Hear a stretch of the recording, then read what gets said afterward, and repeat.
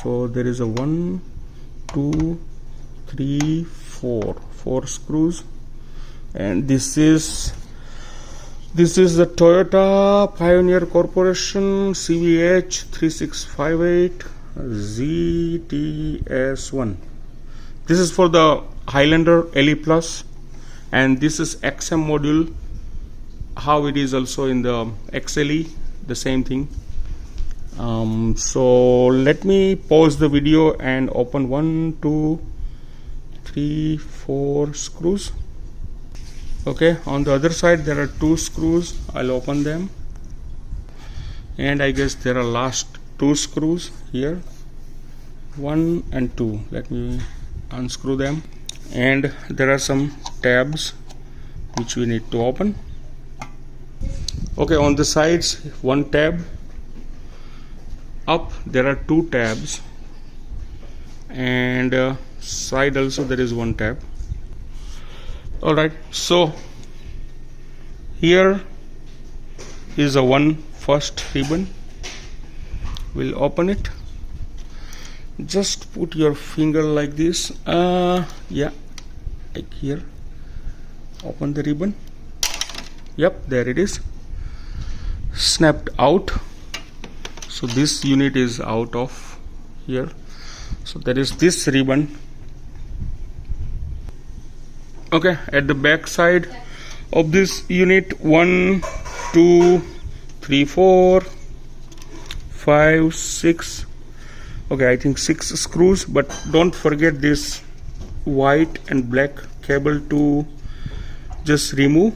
So this portion,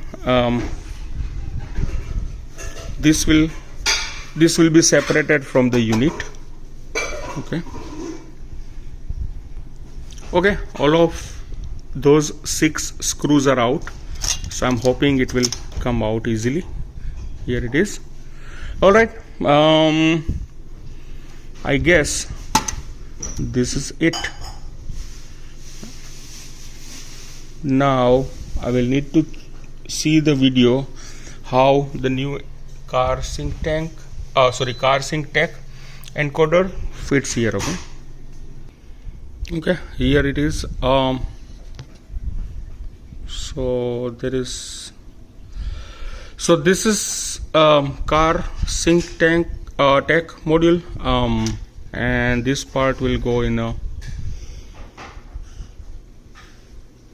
the head unit, I mean in the display. Okay, so this will fit here. It's a little tight, but that should be all right. See, connections are good. What I'm gonna do is just close it like this. Now try to just snatch it.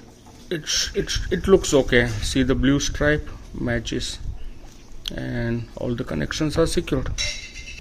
Okay, I'm trying to sandwich the Pioneer module, which is head unit, XM, and CarSyncTech.